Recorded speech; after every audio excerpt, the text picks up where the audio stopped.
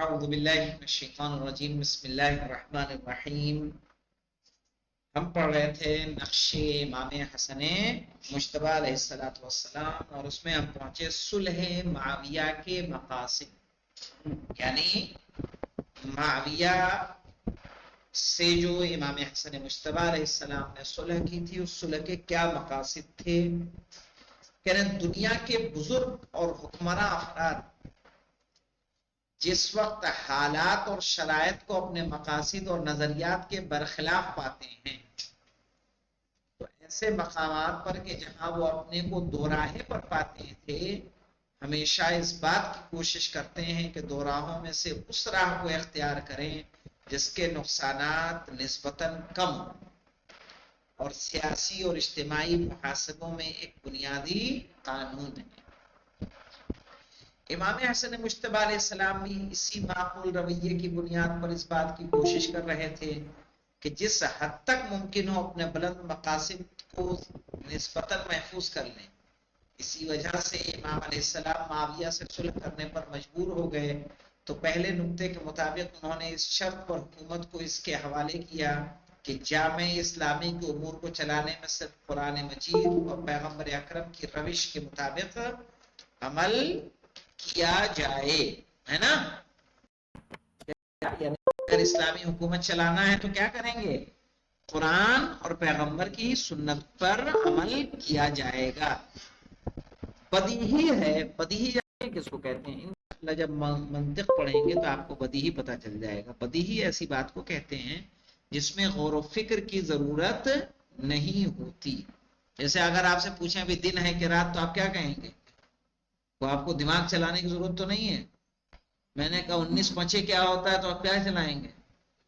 دماغ چلائیں گے. تو جہاں دماغ چلانا ہو اس کو نظری، جہاں دماغ چلانے کی ضرورت نہ ہو اس کو بدیہی کہتے ہیں، جو آسانی سے سمجھ میں آ جائے.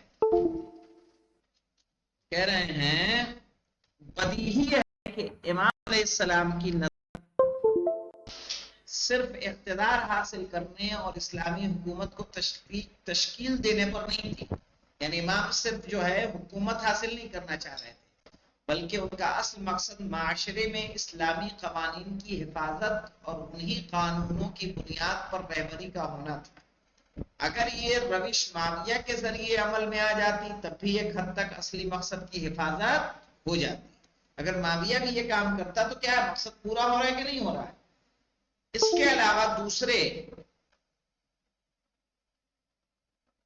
دوسرے نقطے کے مطابق معاویہ کے مرنے کے بعد حسن ابن علی آزادی کے ساتھ جامع اسلامی کے رہبری اپنے ہاتھ میں لے سکتے ہیں. ہے نا؟ اس بات کے پیش نظر کہ معاویہ امام حسن سے تقریباً 30 سال بڑا تھا. نہیں سمجھ میں؟ عمر میں 30 سال بڑا تھا. نسبتاً یہ امید تھی کہ کیا ہوگا، معاویہ اس دنیا سے پہلے جائے گا، امام حسن دنیا سے بعد میں جائیں گے.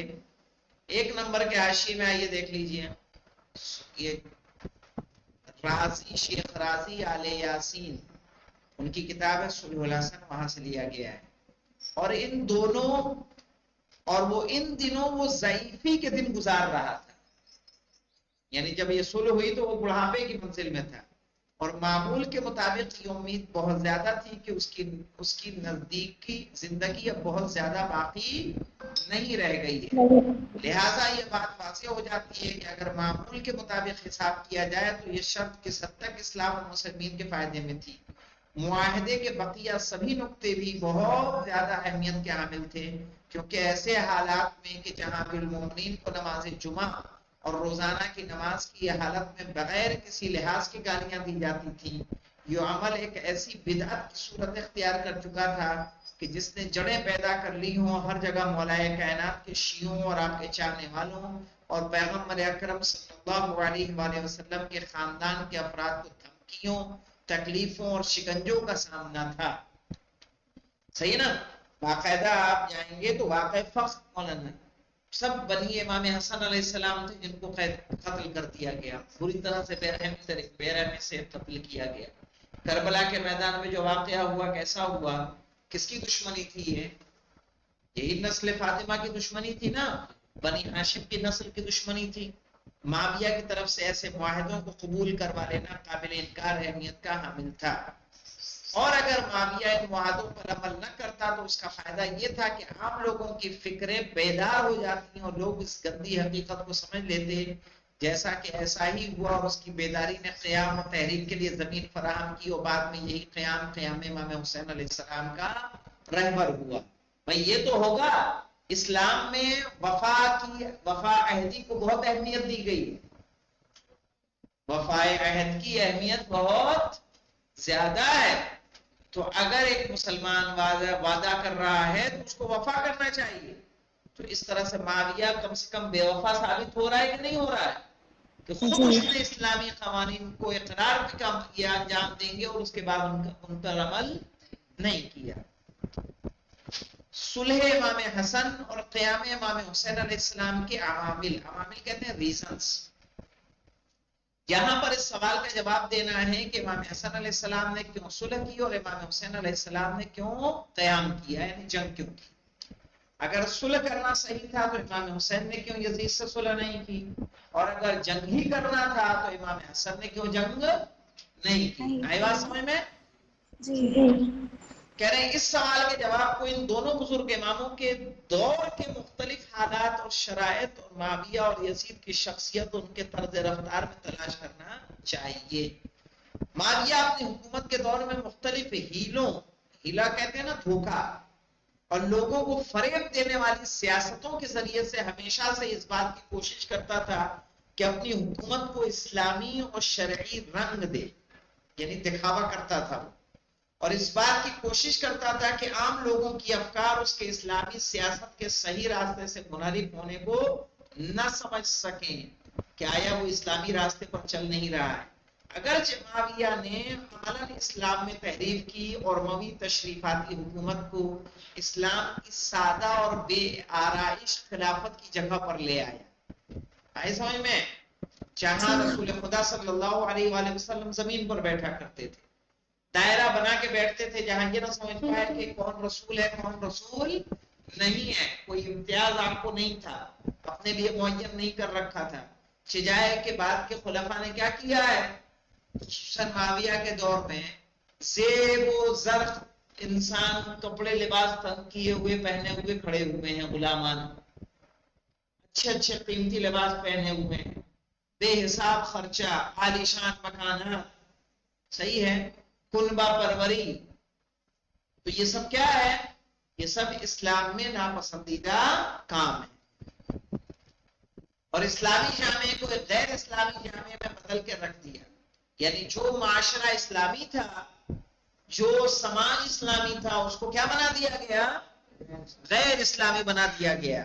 یعنی دور یزید میں باقاعدہ، خود معاویہ کے دور میں باقاعدہ روایت ملتی ہے کہ اس کو کہیں شکار پہ گیا ہوا تھا یزید، معاویہ نے خبر بھیجوائی، جب اس کی حالت خراب ہوئی تو وہاں پہ پہنچا تو وہ نشے کی عالم میں تھا، نشے میں عورتوں کے درمیان اس طرح سے پڑا ہوا تھا کہ اس کے باپ کے بارے میں خبر دی جا رہی ہے اور اس کے بعد اس کو ہوش نہیں ہے،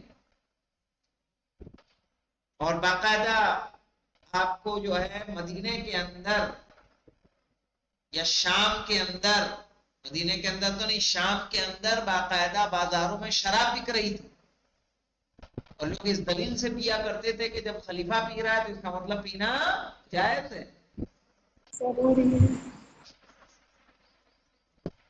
رہے ہیں؟ جی۔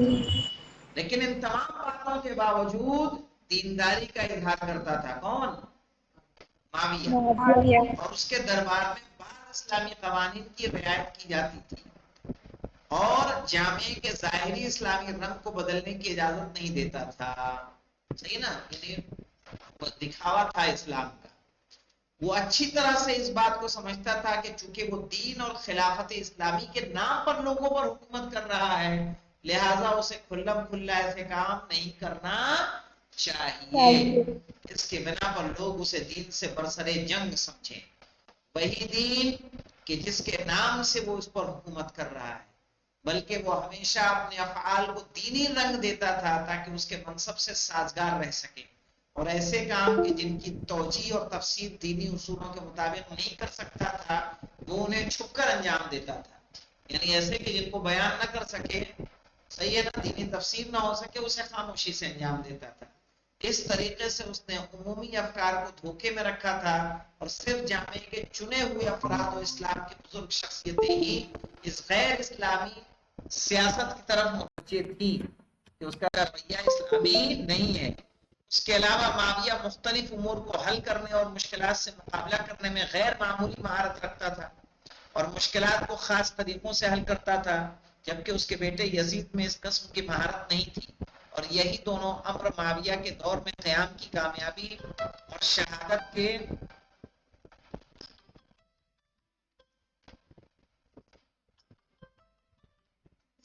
السلام علیکم، ہاں، مثبت اثر ہونے کے کو مورد شک قرار دیتے تھے، کیونکہ ان حالات میں عام لوگوں کی فکر بنی امیہ کے خلاف قیام اور انقلاب کے متعلق صحیح فیصلہ نہیں کر پاتی۔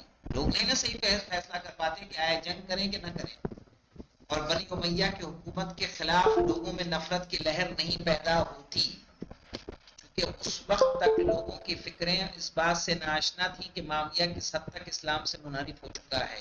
اسی بنا پر ناواقف افراد امام حسن علیہ السلام کی معاویہ سے جنگ کو زیادہ تر ایک سیاسی اختلاف اور اقتدار و حکومت کے لیے کشمکش شمار کرتے تھے، نہ کہ باطل کے مقابلے میں حق کا قیام تصور کرتے تھے۔